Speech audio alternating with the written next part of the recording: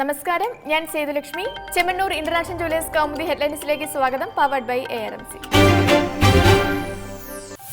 അനന്തം അന്വേഷണം.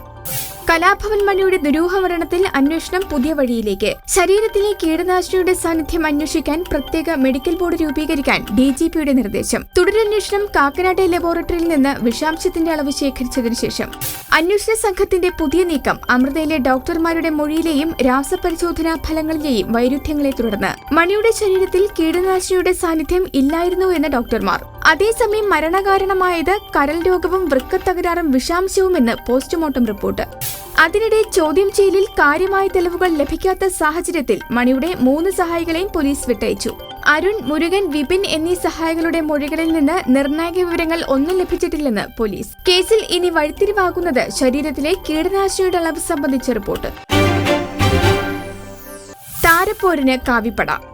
BJPയിൽ 53 മണ്ഡലങ്ങളിൽ കൂടി സ്ഥാനാർത്ഥി നിർണയം പൂർണ്ണം. നേരത്തെ പ്രഖ്യാപിച്ച 22 പേരുകൾ കൂടി ചേർത്ത് നിയമസഭാ തിരഞ്ഞെടുപ്പിൽ പാർട്ടി മത്സരിക്കുന്നത് 75 സീറ്റിൽ. തീരുമാനം ഇന്നലത്തെ പാർട്ടി കോർ കമ്മിറ്റിയിലും തിരഞ്ഞെടുപ്പ് സമിതി യോഗത്തിലും.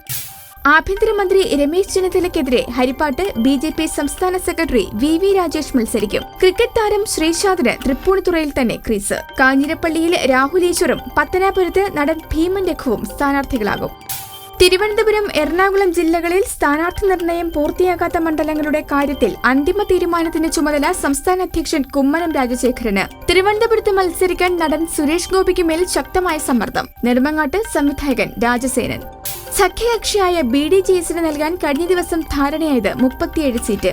അതേസമയം മറ്റ് മുന്നണികളുടെ സ്ഥാനാർത്ഥി നിർണയം പൂർത്തിയായ ശേഷം ചില സീറ്റുകൾ വച്ചുമാറാൻ സാധ്യത. BJPയുടെ സ്ഥാനാർത്ഥി പട്ടികയിൽ ഔദ്യോഗിക പ്രഖ്യാപനം മറ്റന്നാൾ ന്യൂഡൽഹിയിൽ. കൈകോർത്ത് കരുത്തോടെ. ബ്രസൽസ് ഭീകരാക്രമണത്തിന്റെ പശ്ചാത്തലത്തിൽ യൂറോപ്യൻ യൂണിയൻ ഇന്ന് യോഗം ചേരും. ഇസ്ലാമിക് സ്റ്റേറ്റിനെതിരെ കടുത്ത നിലപാട് സ്വീകരിക്കാൻ ആഹ്വാനം. അതേസമയം ചാവേറാക്രമണത്തിൽ മരണസംഖ്യ ഇനിയും ഉയരുമെന്ന് സൂചന. ബ്രസൽസിൽ കാണാതായ ബംഗളൂരു സ്വദേശിക്കായി തിരച്ചിൽ തുടരുന്നു. അടങ്ങാത്ത പ്രതിഷേധം. ഹൈദരാബാദ് സർവകലാശാല വൈസ് ചാൻസലർ അപ്പറാവുവിന്റെ രാജിയാവശ്യത്തിൽ പ്രതിഷേധം ശക്തമാക്കി വിദ്യാർത്ഥികൾ. VCയെ ക്യാമ്പസിനുള്ളിൽ പ്രവേശിക്കാൻ അനുവദിക്കില്ലെന്ന് പ്രഖ്യാപനം. പഠിപ്പ് മുടക്ക് സമരത്തിനും തുടർച്ച. സമരക്കാർക്ക് ഐക്യദാർഢ്യം പ്രഖ്യാപിച്ച് JNU വിദ്യാർത്ഥി യൂണിയൻ നേതാവ് കനയ്യകുമാർ. കേന്ദ്ര സർക്കാരിനെതിരെ രൂക്ഷ വിമർശനവുമായി കനയ്യയുടെ പ്രസംഗം. രോഹിതിന് നീതികെട്ടും വരെ പോരാടും. JNU വിവാദം രോഹിത് വിഷയം നിശബ്ദമാക്കാനെന്നും കനയ്യ. അതിനിടെ സർവകലാശാലയ്ക്ക് മുന്നിൽ നിരാഹാരവുമായി രോഹിത് വെമുലയുടെ അമ്മ രാധിക. മകന് നീതി ലഭിക്കും വരെ സത്യാഗ്രഹം തുടരുമെന്ന് പ്രഖ്യാപനം. സർവകലാശാലയിൽ പ്രക്ഷോഭം ശക്തമായത് അവധിയിൽ പ്രവേശിച്ച അപ്പറാവു വീണ്ടും ചുമതലയേറ്റതോടെ. ജയം പിടിച്ചുവാങ്ങി ഇന്ത്യ. 2020 ലോകകപ്പിലെ നിർണായക മത്സരത്തിൽ ബംഗ്ലാദേശിനെതിരെ ഇന്ത്യക്ക് നാടകീയ ജയം. തോൽവി ഉറപ്പിച്ച കളിയിൽ ജയം അവസാന പന്തിൽ 1 റൺസിന്. വിജയശില്പിയായി ഹാർദിക് പാണ്ഡെ. അവസാന 3 പന്തിൽ വീണത് 3 വിക്കറ്റുകൾ. ആവേശം ചങ്കെടുപ്പ് കൂട്ടിയ മത്സരത്തിൽ നിർണായകമായത് നായകൻ ധോണിയുടെ കളിമിടക്കും മനസ്സാന്നിധ്യവും. ആദ്യം ബാറ്റ് ചെയ്ത ഇന്ത്യക്ക് പൊരുതാവുന്ന സ്കോർ സമ്മാനിച്ചത് റെയ്നയും കോഹ്ലിയും ധവാനും. ഇന്ത്യക്ക് വേണ്ടി അശ്വിനും ജഡേജയും പാണ്ഡെയും 2 വിക്കറ്റ് വീതം നേടി. ഷക്കീബ് അൽ ഹസനെ ഗാലറിയിലേക്ക് മടക്കി വിജയവഴി തുറന്ന അശ്വിൻ കളിയിലെ താരം.